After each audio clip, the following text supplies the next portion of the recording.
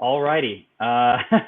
So sorry in advance for the audio. I have to use my headphones for whatever reason. The microphone that I normally use decided not to work today. So anybody who joins in early, if you can let me know how the audio is sounding, I can bump it up a little bit, but I can't really do a whole lot. So hopefully this will work out. Thanks for everybody who's tuned in. Obviously, there's no ACN this week. So I wanted to hop on and just kind of talk and do basically a video going over a few things that I've noticed. One is obviously a little bit of a crash update on my shoulder and what's going on with me and kind of the foreseeable future, let's say for the next 30 to 60 days, as well as the crazy bike boom that's happened with COVID. Is this the time to sell your bike?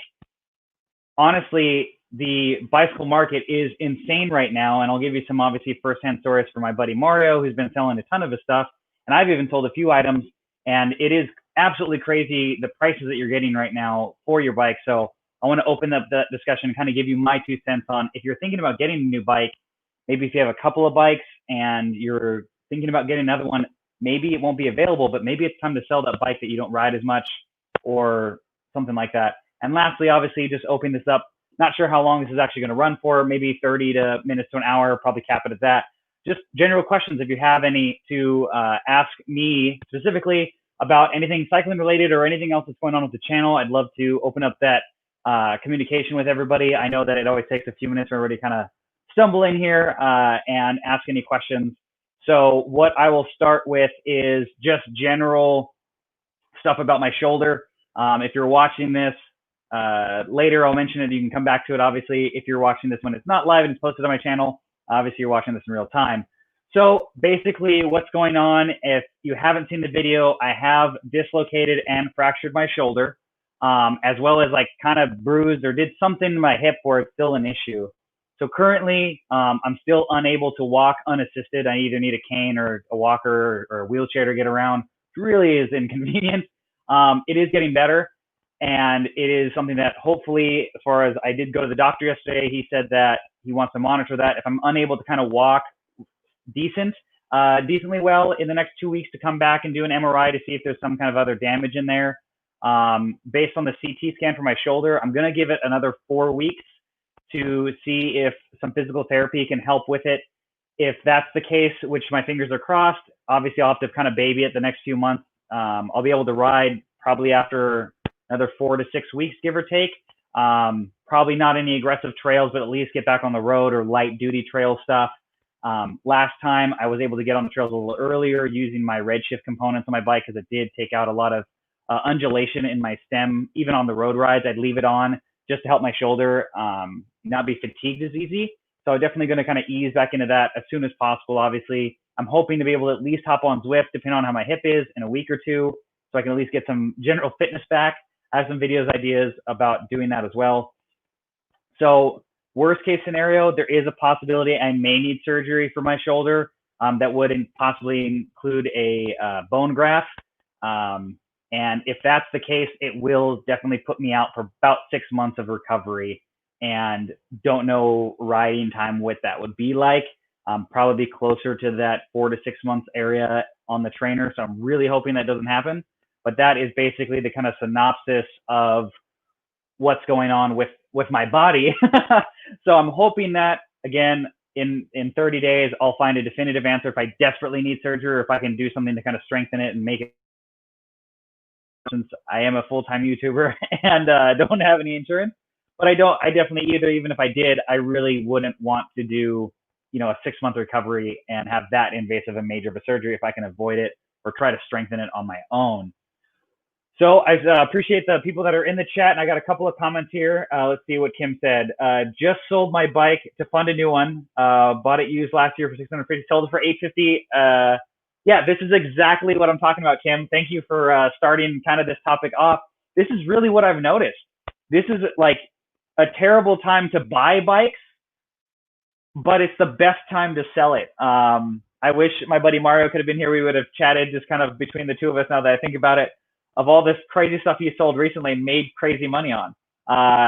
As most of you, I'm assuming, know, who have bought bikes, usually when you buy it, you hope that, you can sell it for, I don't know, 60 to 70% of the value that you bought it for, especially if it's new, and hoping that you'll get some of that money back, and you may get a little bit better if you're, can do your mechanic work on your own and save some money there. But realistically, like, you usually are going to lose money. Just like a car, the second you take that bike out of the bike shop, it's essentially used and you're losing money. But right now, honestly, if you're considering it, or you got a couple bikes kicking around that maybe you don't use, that need a little bit of TLC, honestly, my big takeaway from everything that's going on is put the money into it, get the parts if you can, order them early. Obviously, on a bike that you're not riding much, you don't care if the parts take a while to get, but rebuild it. And that's something that can be worth it in dividends, because as you've probably noticed, if you're shopping for a new bike, just availability and basic inventory is essentially non-existent.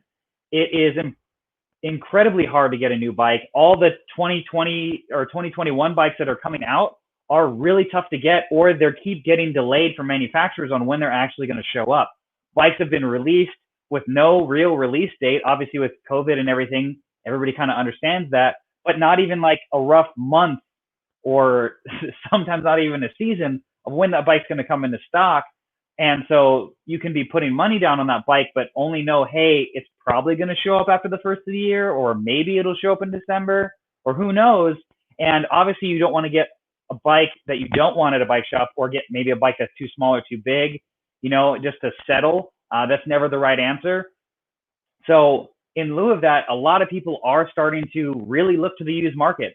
As Kim said, in her comment, you can make money now on a bike, especially if it's in good shape, especially if you're taking care of it, where that was never the case prior to this. And so, not to say to capitalize on COVID, but it's just the time to sell. Just like if you were buying and selling a house, there's always going to be times in the market that are great times to buy and great times to sell. And right now, realistically, it's an amazing time to sell.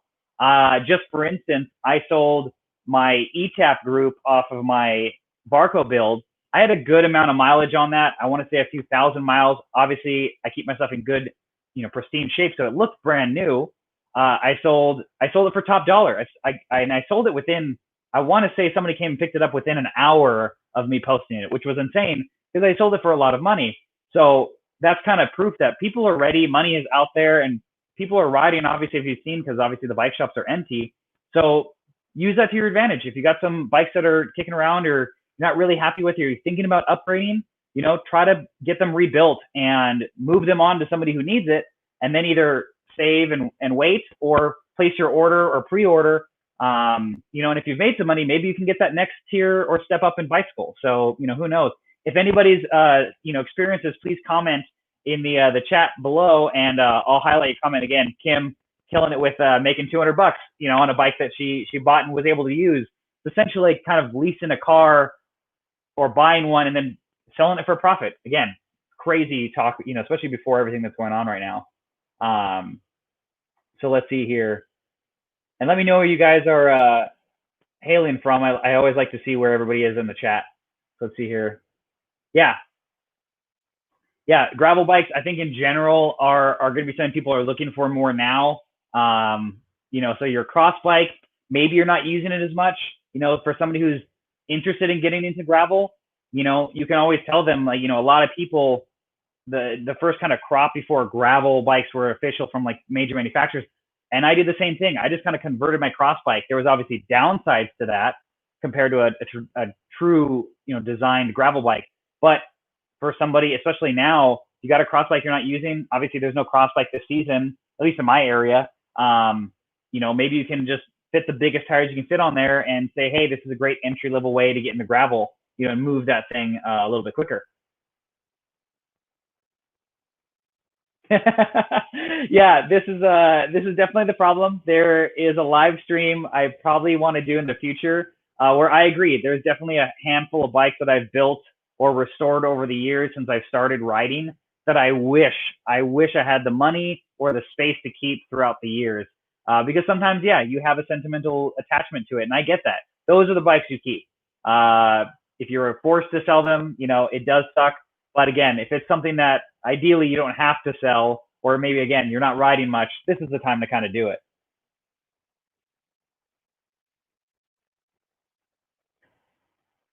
Let's see here, Craig.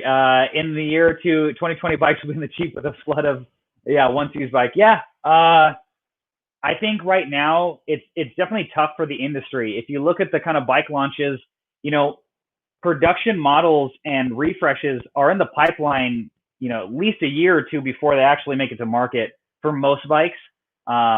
So these products are essentially, already in movement or already moving or in production before COVID hit, so these are things where it might have slowed the second, restock of those once they initially come out. So once the initial batches of bikes come out, it is hard for that restock because that was usually post-COVID. So supply chains are obviously still taxed, still difficult to get parts, especially from certain manufacturers or suppliers, depending on what you're looking for. But I definitely think there's going to be kind of this surge of, used market that's going to have this higher retained value.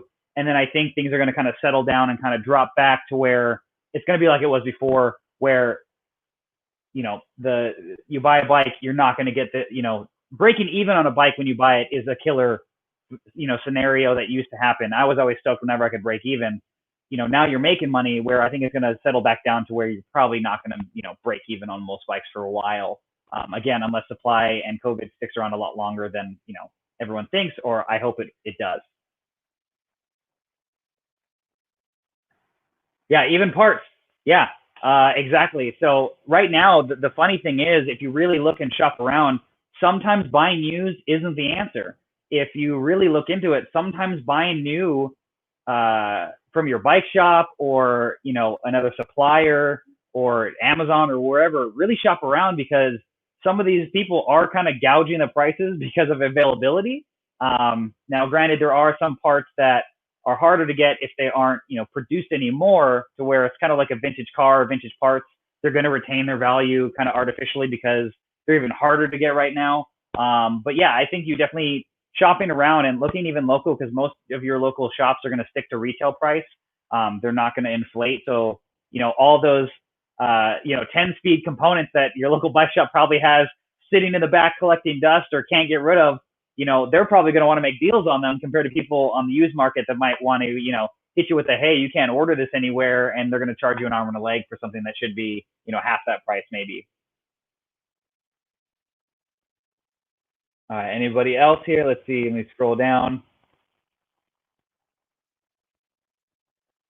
Yeah, yeah, definitely. Yeah, the bike shops are going to be hit and miss. You're going to have to kind of look around, explore, try out some other shops that maybe are a little bit out of the way, because you never know. Every shop is going to be kind of out of their, different things depending on what kind of clientele they tailor towards. But yeah, a lot of the stuff is going to be hard to get.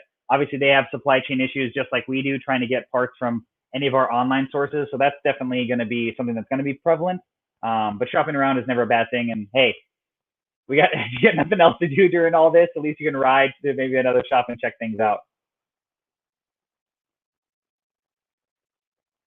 Let's see. Up in northern Colorado, it's cold and sea, so I'm not sure what the bike market would be right now. Yeah, that's definitely going to be a difficult time for anything. Obviously, in California, there is snow, but it's only in the mountains, and it's something that I deal with here in Orange County. So never needed to like own a fat bike or something that's really winter ready, if you will. But yeah, definitely we had the fires out here, and that definitely affected riding. And most of the local trails or anything just weren't really safe to ride. I did ride stuff even when it was clearing out, and it was still difficult to breathe if you were riding for more than an hour or two. So that it did affect riding. I don't know if it affected much of the local market, but let's see, Thomas, fellow TCX owner. Yeah, I've got a TCX, been commuting on, and I bought a Breezer Radar Expert for 1,000 less next option. Very tempted to move on the TCX now. Yeah, I mean, this is the thing, is the TCX, I've owned that bike for whatever reason. I'm not really sure. I never did a full review. I may have enough footage at this point to put one together, but it obviously is going to be old footage. I don't own the bike anymore.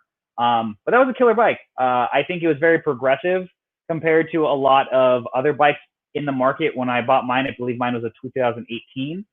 And it cleared a big tire. You can comfortably say that thing will take a 650 by 2.0 tire, as long as it's I believe a 17 or later. I think those were when they changed the frame set. Maybe it was 16. So somebody wanting to do 650B, 47, no big deal, tons of room. Again, it it had a lot more tire clearance than most cross bikes at the time. I was able to squeeze a 650 by 2.2 in the front and a 2.0 in the rear, or a 2.1 depending on the rims that I was running. But yeah, I think that, especially now with how hot gravel is, market it as both. I think it's a great dual purpose bike. I rode mine for Grinduro last year, with my 650 setup, and it was great. Having the Cobalt Warhawk now and it being a true gravel geometry and more endurance geometry, I do enjoy it a little bit more. But the T6 is by no means, not worth moving on, especially now, if you're considering it. Well, apparently, if anybody's got a fat bike, hit up Run Swim Drum. Apparently, they need one.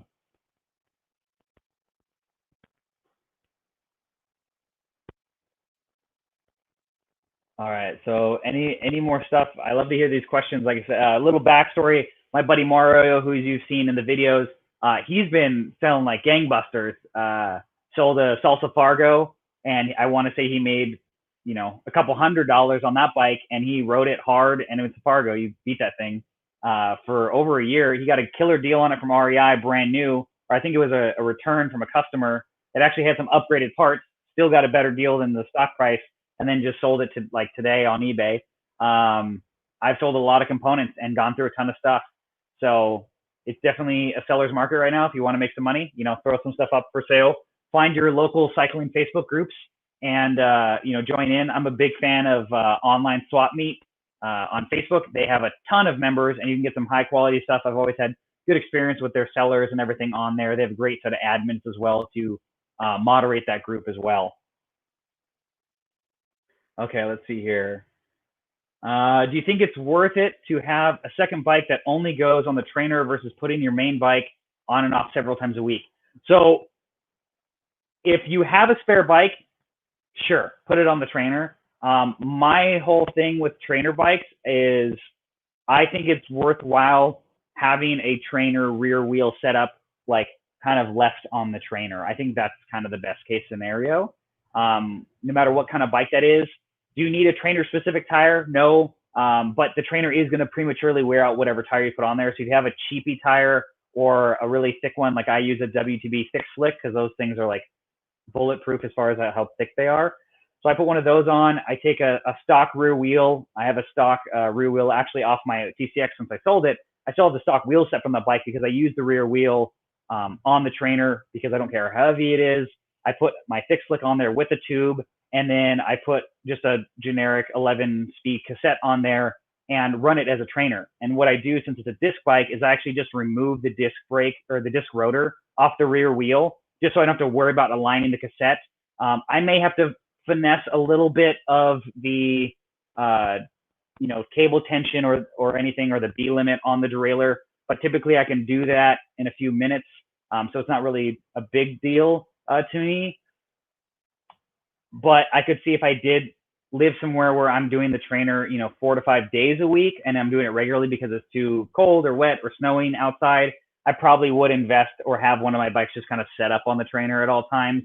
But if you have one bike and you're only doing trainer sessions, maybe let's say once or twice a week, maybe try to do them consecutive days, just so you can take that extra 20 minutes or so to take the wheel out and retune the derailleur so it's ready to go when you want to hit, the actual road or trails. So I think it's worth it if you live in a climate where you're stuck inside riding for a while on end and regularly. But I think the trainer wheel setup is kind of the way to do it so that you're not burning through your good, expensive tires, and it's just kind of ready to go, and all you're doing is swapping axles ideally.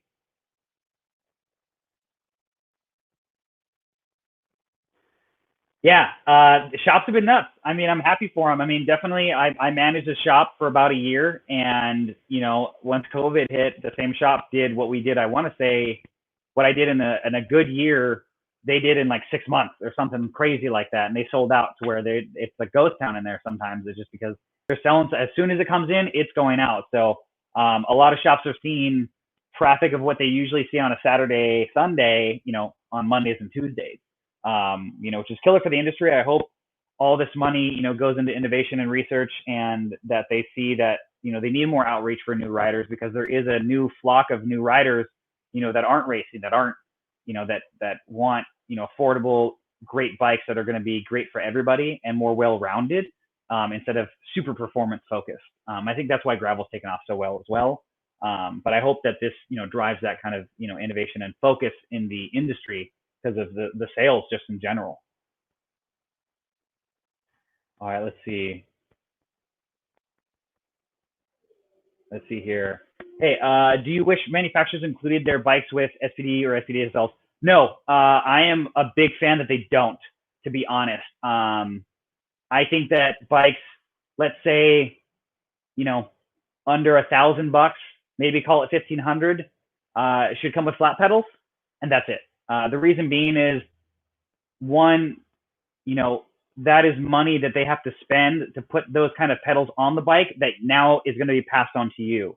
If you're a rider who wants to ride in flats, or you already own, let's say, the opposite system, it's not worth it to you. Because let's say you want to ride in flats because you're a new road bike rider, but you have the money and want to buy a nice bike because you don't want to buy twice, and you want to buy a nice, $1,000, $2,000, whatever road bike, and you're not comfortable yet enough riding in clips because you want to focus on how to shift the bike or learn all that kind of stuff on the bike. Taking that complexity out of having the clip-ins and price is going to make that bike more entry level and bring the price point down. And then as a rider, you're able to grow into the bike in whatever capacity you want. Everybody has their own ethos of, do I ride flats? Do I ride, mountain clips? Do I ride mountain clips on my road bike? All those kind of things to where that kind of pigeonholes you into making that decision. And like for me, I don't like SPD-SLs, like for road bikes. I'm a speed play guy. So even though I'd want a road pedal, I wouldn't want that road pedal. So I think that it's smart that they don't. There are obviously companies who make their own house brand SPD pedals, like Bontrager and some other brands that make their own, so they can make it more affordable, to buy when you're ready, either with the bike at the moment or later on down the line. Thumbs up. Give the Kerplin a like. I really appreciate it. What I really do, it really does help out the channel, guys. And I am, obviously, as you've seen, doing 2 to 3 videos a week, with or without the live stream included sometimes. And I hope you guys have been liking the content, as well as in the description below. If you're watching this, I appreciate all 52 of you currently in this. I do have a Spreadshirt store that I have recently updated. I have Slow But Look Pro t-shirts in there, in both a standard t-shirt. Mine didn't come in time for the live stream. I just ordered one. As well as a moisture wicking version, which is a little bit more money, but it's something that I use for the DIY Duro ride. And I just put that, those pictures and everything in my last video about the crash initially. So if you didn't watch that video, go watch it and kind of skip towards the end. You'll see pictures and video of the shirt. It's got a nice, cool locked-in logo on the front. And then it has the big Slow But Look Pro in the back, as well as I do have a cool cycling, specific mug. I don't say cycling specific, but let's just call it, your coffee mug for bike packing or just general coffee.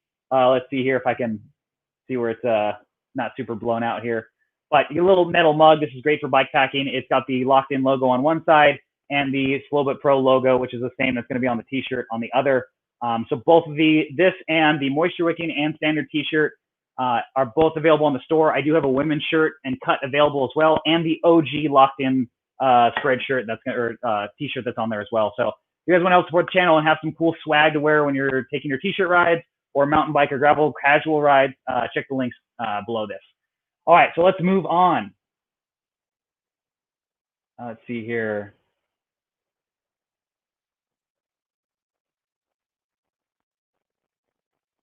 Let's see here. We have people come into our shop who bought a clapped out mountain bike for double what it's worth. Best part is bought it from another bike shop. Ooh, that's a little rough. Yeah. I have seen my fair share of that happen.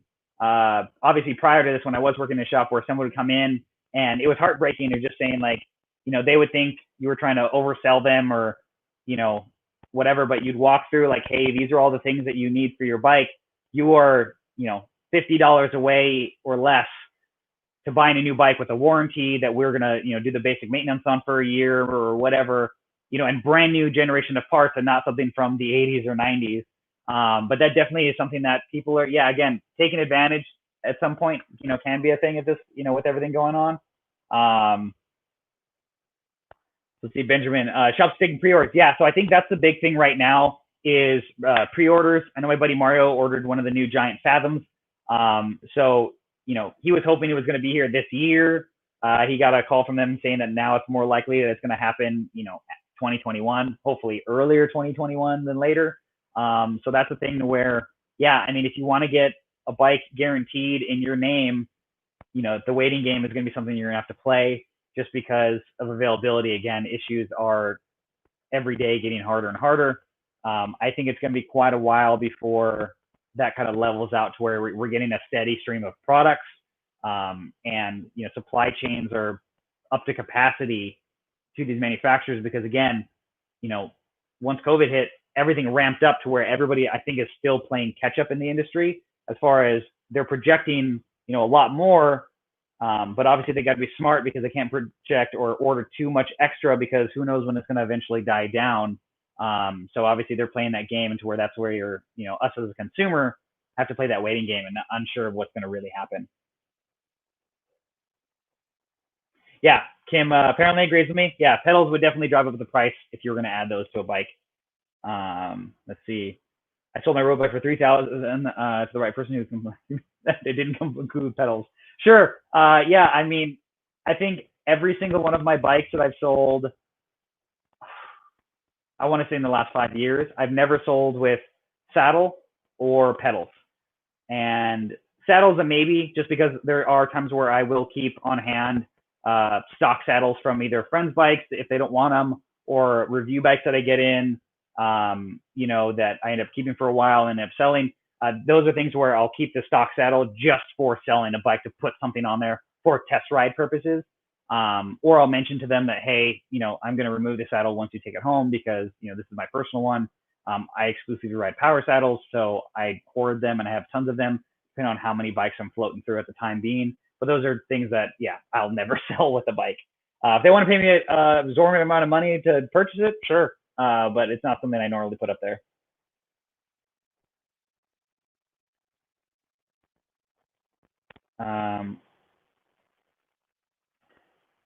How light do you think okay. This is a great question. So shout out to, I got to pull up his Instagram name because I mentioned him in my live stream or our live stream last week.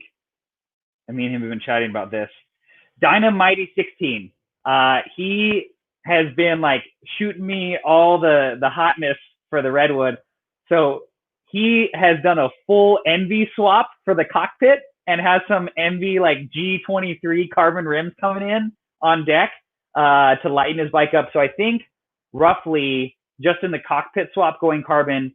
And granted, Envy is light, but it's not the most weight weenie out there. But, so there's a few things you could probably, do to lighten the bike up. But I think in the cockpit alone, based on what he said, not saying you have to go Envy, you could probably save a pound-ish in the cockpit, I think, depending on the bars that you're running with and how wide. And if they're a nicer alloy, some of the higher-end alloys from Ritchie or like Salsa are considerably lighter than the weight for the bars.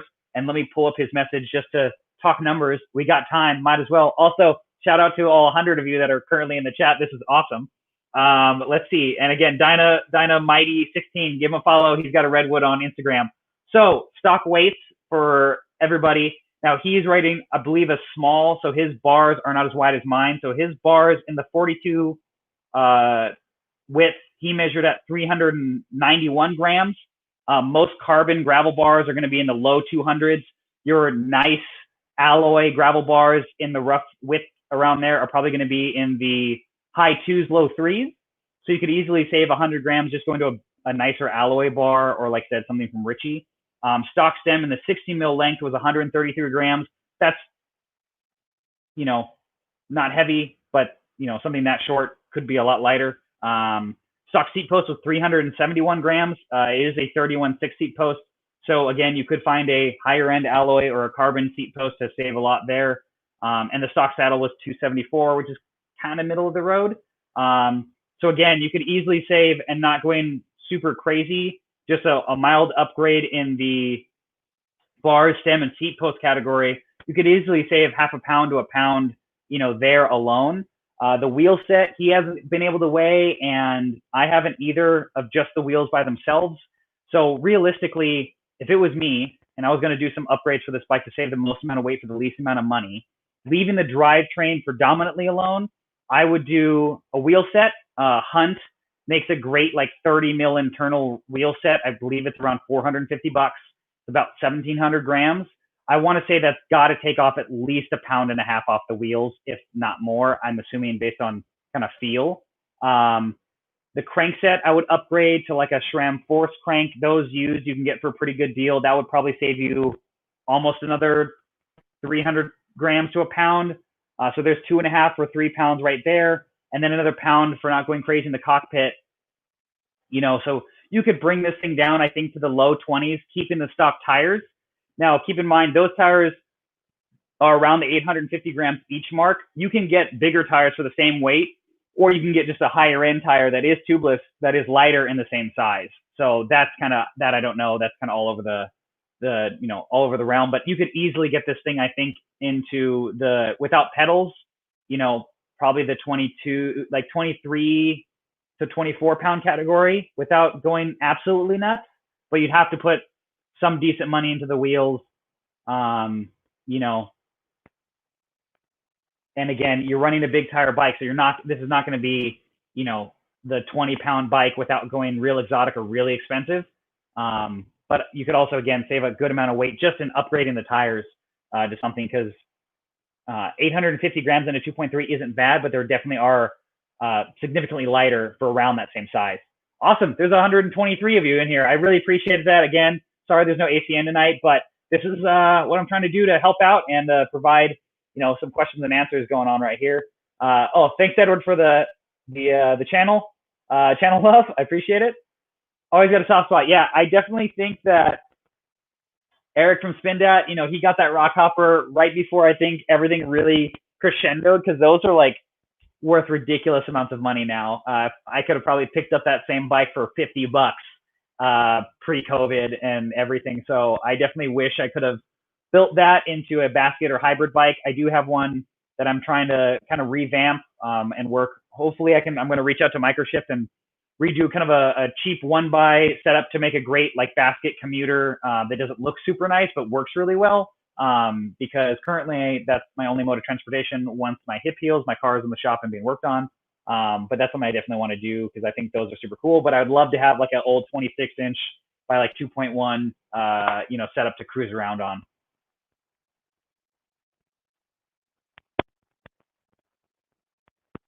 Let's see here. Would a good shop comp customers for a part swap on a new bike like a pedal upgrade? Honestly, I worked at a shop and I worked at a few. That was always to be honest, like part swapping is difficult because you're basically unable to sell used components. Now, if you go to a shop that does do that, or some shop that buys and sells bikes, they'll probably work with you. But if somebody was just like, hey, I have a 105 group set, can you throw that on the bike and keep the Tiagra off that bike or whatever, that would have no value to me, because that group set, again, I don't have a incomplete bike or have a frame set that I'd want to put that on. So 99% of the time that wouldn't make any sense, because again, I'm not shuffling bikes or constantly buying and selling and kind of part swapping.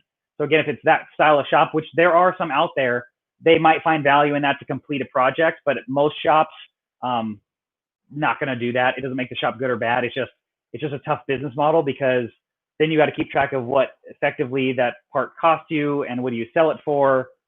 There's very few scenarios where that would make sense for most shops.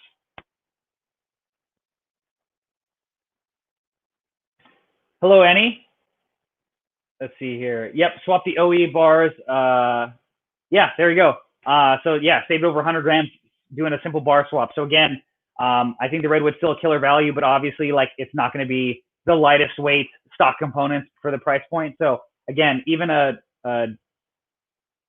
alloy bar from another brand that again is going to cost you more, you could save some easy weight without having to go full carbon. I know a lot of people don't like doing that because obviously gravel and riding on trails, we do, hit the deck. You're more likely to, walk away from that or have bars that maybe be, unaffected or just scratched, or worst case, slightly, shifted compared to cracked like you would get on a carbon bar.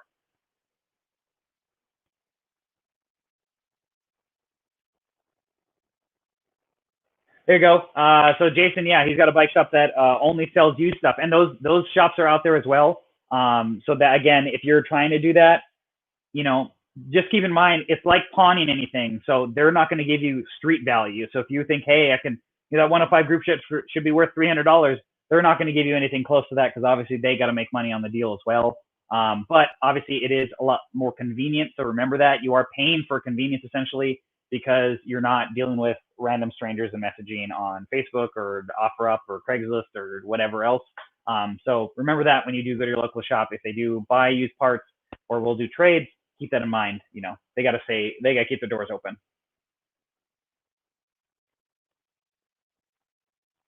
Yeah, that's happened, where there are sometimes where the, customer doesn't care, or they're just like, hey, I don't want it. Like, I don't want it to clog up in my garage or whatever. And we might have had some extra stuff that we either repurposed for our shop bike that we used to ride around on, or, if somebody desperately needed it, and it'd help us out. Sometimes customers are cool and just would gift us stuff like that.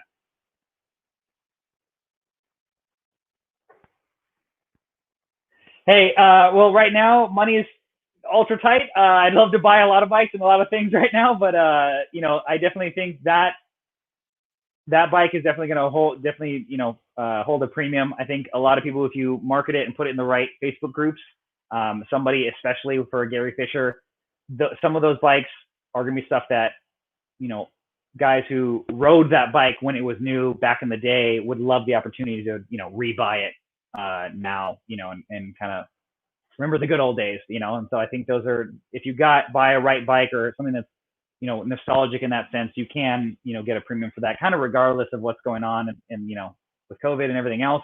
Some of the old bikes that I've restored, especially the Bridgestones, were very kind of rare. So finding that buyer or somebody who's interested in it was typically someone who's like, oh man, haven't seen one of those in forever. I used to ride that road bike, throughout college or high school or whatever. And, you can, get a little bit more out of it at that point. Edward, so all these hats in the back, I guess I've never really talked about this. So great question. All of these have somewhat of significant value, or not value, but a story behind it. Some cooler than others. And I'll let, I guess, the comments kind of roll in, and I'll go through a few.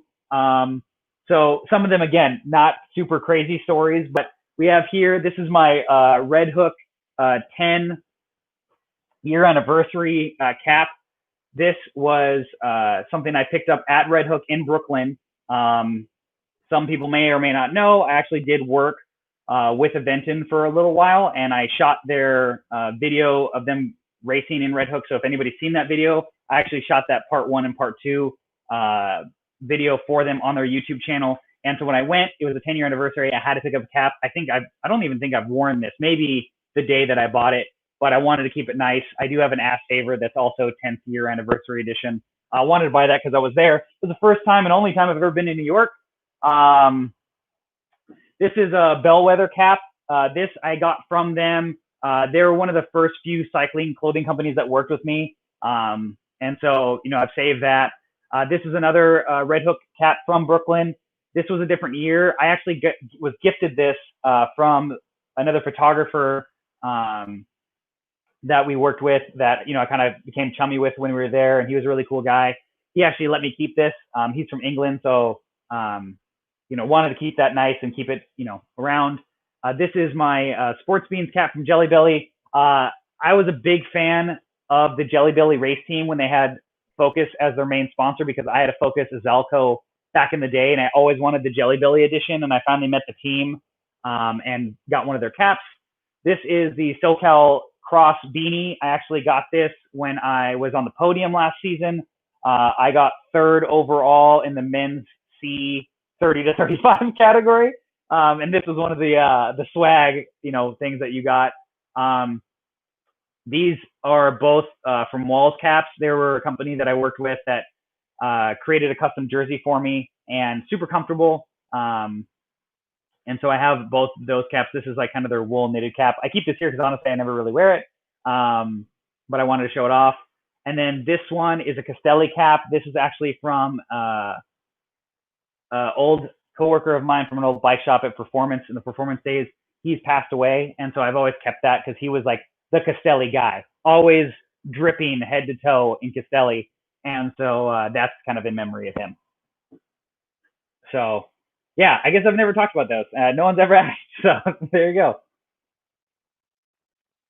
Oh yeah, those were cool bikes. I definitely would love, because I had a few Bridgestones that I've restored.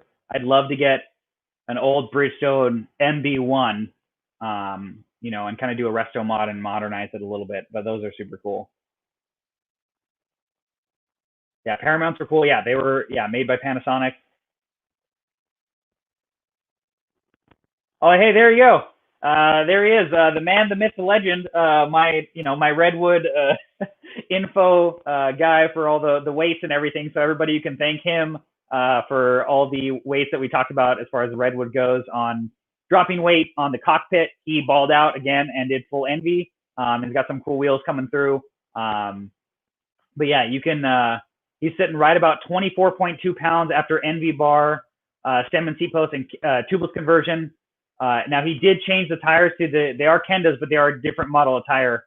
So he's lost about 3 pounds, which is about 1,300 grams, give or take, for any of you counters out there.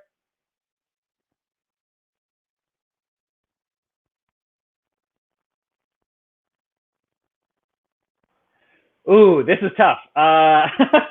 Oh wait, hang on. Let me start with this one. Tips for anyone starting a YouTube. Honestly, we kind of did this in our other live stream, but I have to say a few things that I've kind of said to anybody who's ever asked me this. If you want to start it, do it for yourself. Do not do it for the views. Don't do it for anyone besides yourself, because it has to be a passion project. I've done this for years. I've kind of re-explained the story before of why I'm locked in now and not Mike's Bikes for anybody who used to watch it when I was that. So effectively, I think I've been doing this for 10 years, not like hardcore, but I started when YouTube was different. It was a lot easier to break into the market back then than it is now. So, some people get lucky. I would love that some of that luck to go viral or hit a video that just does super well. And, you can have people who have 5 videos on their channel and have more subscribers than I do, and they're getting, a million views after a couple of days. That does happen, but it's very rare. If you want to do it because you want a creative outlet or want to make content that you think is unique, or that you have something to offer, or you just want to speak your own mind or voice, go for it. Equipment wise, you don't need anything super fancy. I've accumulated all of my stuff over the years, but by no means is it necessary. So, try making a video. Use your phone, and work through that process. Shoot a vlog of a bike ride and see how it goes. Show it to your friends or post it and just see what happens. You're going to learn what, you like, and if you even like doing it. So just do it, make a channel if you want to, register everything. But if not, just start shooting content and actually using it and editing it. With whatever you got. I still actually, for a lot of my point of view shots, when I'm doing, like, you see my handlebars when I'm riding, I'm using like a super old GoPro Hero 3. Would I love the new one because of the stabilization? Yes, but that still works with just that, certain use of it, and I've worked around it. So you don't need the hottest and latest. It does make things look better, but, it's really in the creative process and how you either tell your story or show off what you're talking about. And then all the equipment is going to be something that's not going to be a crutch for you. It's going to be something you're going to use as a tool because you've worked with very little. I used to shoot my videos on, if you guys remember these, the flip cams. That was how I shot, like, I want to say my first 10, 15 videos or more. And then I finally got like a Canon T2i and shot with that. Go get one of those. If you don't need 4K, get an old DSLR or whatever and shoot with that. You get those dirt cheap. So just start making stuff and see if you like it. There's a big learning curve for software wise, and then shooting, and you're going to learn as you go. And the more you shoot, the better you're going to get.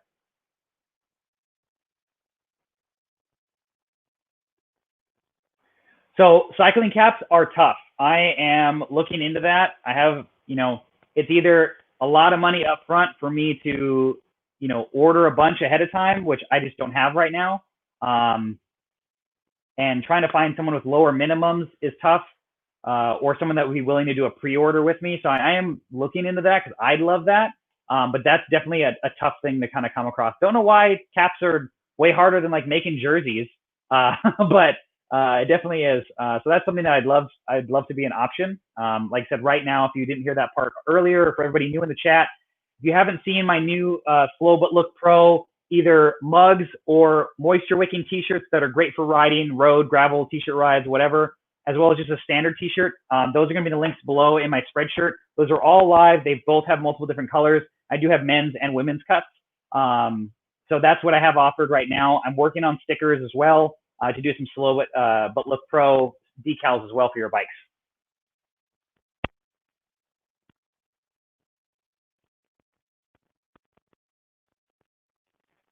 So I have never gone fat biking. I think the fattest tire I've ever ridden on.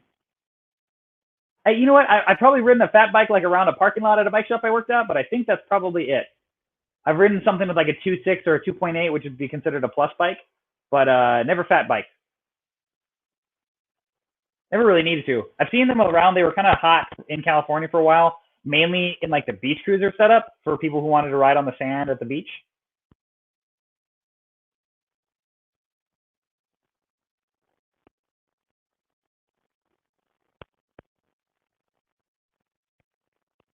Honestly, I have no idea. There's why it's hidden. I don't mean to hide it. I've looked through like the YouTube studio on the back end. There's no like hide or unhide. So I really don't know why that is. I'm currently sitting around 37,000 and change right now. But yeah, I don't know why that is.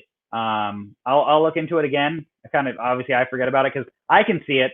But I have heard that comment before that people don't trust people that don't show it. But it's like, I don't know if that's a thing I can turn on and off. If it is, I did it accidentally. But yeah, I'm about 37-ish thousand subscribers currently. So here's the thing. Dinah got asked if he's going to switch out the wheels for his Redwood, and he's looking at switching out to some Ballin G23 wheel sets. So those are ridiculously light. And a 650, I want to say those are like 1,300 grams or like high 12. Could be wrong. So that's going to shave, I want to say at least,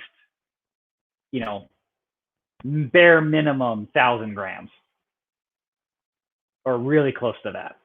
So that's going to be another 2-ish pounds. So, that's going to be a huge, huge weight savings. And if he does the crank, I think you could get real close to that, really low 20s with pedals, So I have a full video on this about doing the budget tubeless. Honestly, Gorilla Tape is the truth. I've used it for all of my tubeless conversions since I did that video, and I'll never go back. And I still have had no issues with that Kenda non-tubeless tire on the tubeless rim.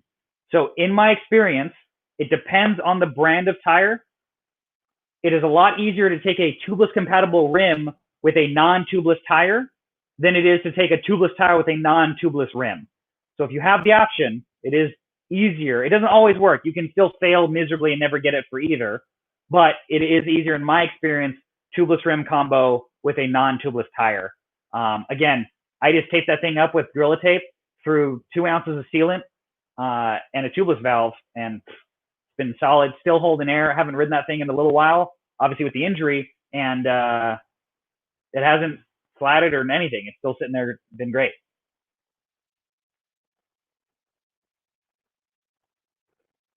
How's it going?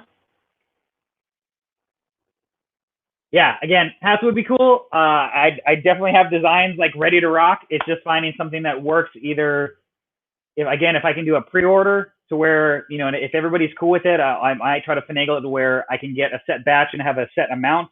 The problem with that is I'd have to have a pre-order for that exact amount of hats. So I'd have to have people committed and then wait for that time to make them.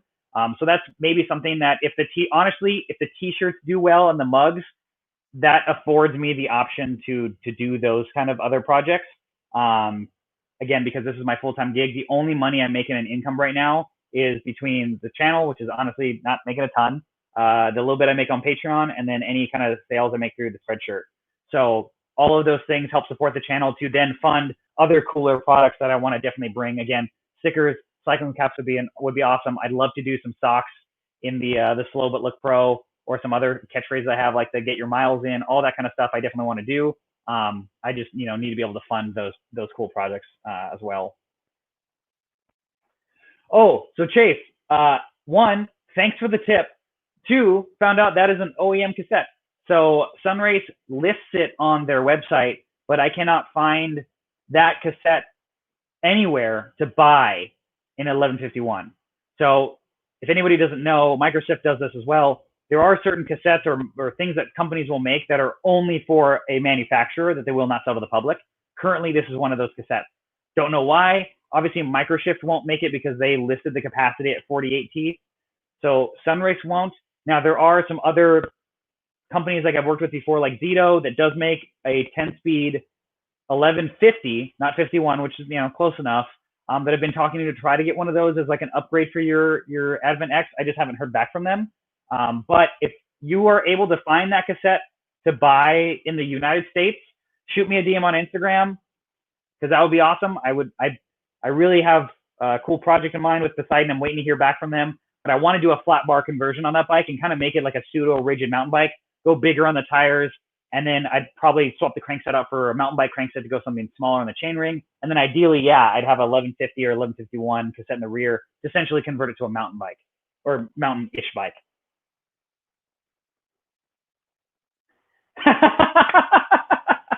Oh, I might have to put that in the log. That is great. I'm old. Get off my wheel. I love that. Absolutely love that. That would be great. I would 100% buy that shirt. Fun fact, I've never been able to really wheelie. So that was a video I know we've joked around about it for ACN to try to, like, I think Eric is the most, skilled as far as tricks go, obviously with his BMX background, of me and Russ trying to do one of those like GCN style videos of like, can we learn how to wheelie in a day, from like his tips. But yeah, I'm definitely not like, I can't wheelie. I can't really bunny hop that high. Definitely something I want to learn and work on, but obviously I got to heal up first. This is tough. Next trend, man.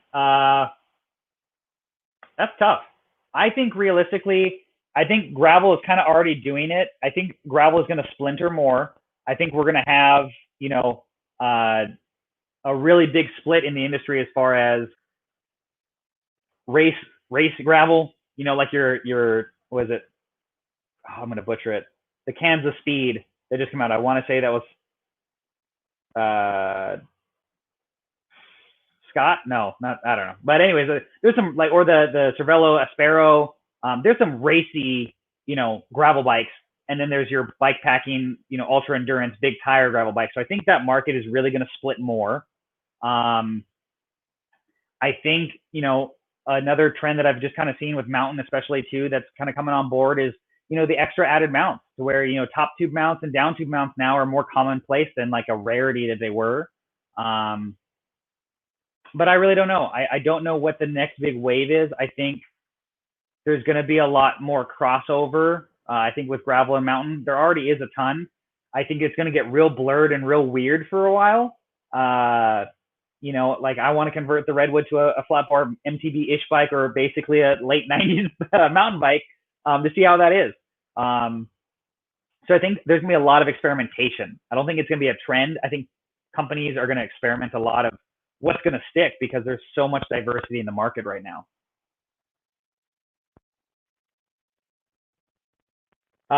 Clean up Gorilla Tape isn't great. Goo Gone definitely helps, and a little bit of elbow grease if you are trying to clean that up. Kim, I appreciate it. Yeah, I'm trying to hit 50. I mean, that's the. I don't know if this is. I mean, obviously YouTube now has been around for so long. 50 is used to be huge, and now like 100,000 is what 50,000 used to be. But I think hopefully that helps out the channel and the algorithm from YouTube. So I appreciate everybody who's in the chat. 171. This is awesome. So please hit that like button. It really does help out. Make sure you subscribe if you haven't, and you're coming here because of ACN not being live tonight. I'm obviously, doing what I can here. Yeah, you know what? I have to say, big resurgence in the threaded bottom bracket. I am the happiest about. I don't think I'd buy another bike that's not threaded. I used to love, when I was when I rode road exclusively a long time ago, and I was like, oh yeah, BB30 is great because it's, 50 grams lighter or whatever. But man, creaky bottom brackets, replacing bearings, and having to go to a shop, threaded all the way. I'll take the weight penalty all day because I can work on it myself. I think that's coming back.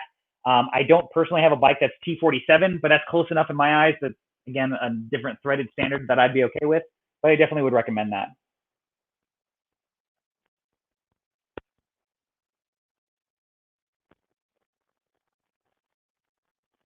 Let's see here. I'm going to kind of roll through. We're going to probably wrap up in a little bit. So let me go through if any of these other questions. If you got a few, keep them coming. Like I said, we'll probably let this go for another 10 or so minutes.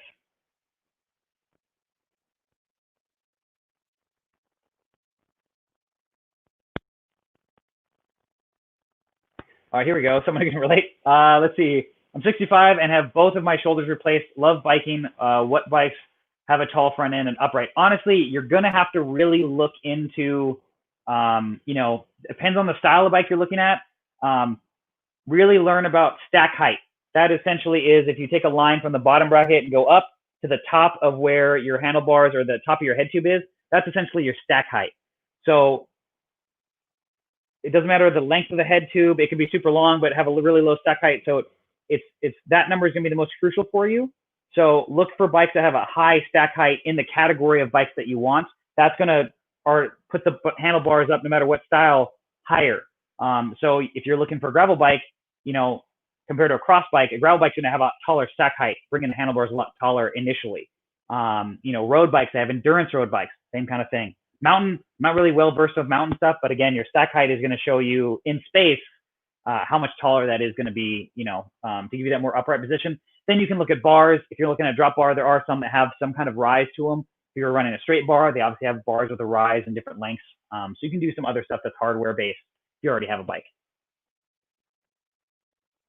Yep, Advent X is sold out. So yeah, I'm looking at that new 8-speed for the hybrid slash commuter bike, errand bike I have outside. A lot of great comments. I really appreciate everybody in the chat. Again, if you want to help support the channel, I have my Spreadshirt in the links below. I have some cool merch that I just put out and coffee mugs, as well as I do have a Pateron and cool perks that I do bike consultations for the top 2 tier levels. So if you want to do a 30-minute or 60-minute one-on-one with me and discuss bikes, that's something that I do offer monthly as well. It's not a one-time thing. Let's see. Any other comments? Kansas Fast. Yeah, I do remember what brand that was, but that's the name of the bike. Ridley. There it is. All right, somebody remembered it. Yeah, that thing is like basically their aero race bike with like a little bit more tire clearance. So it looks ridiculously fast, but that's a new thing, There you go. That's my buddy Marho. Self-shifting drivetrain. Honestly, they already have, the synchro shift with Shimano. I really think this could definitely be a thing, possibly, especially with electronic gears, is they can sense, if they have a power meter embedded in it, they can sense your power, and you could probably in an app set your threshold of like, oh, if I'm just spinning at, 80 to 90 cadence and cruising, and I hit over X amount of, wattage, you could shift down. It'd have to be really complex, or they just have to do it for you. But that could be a thing.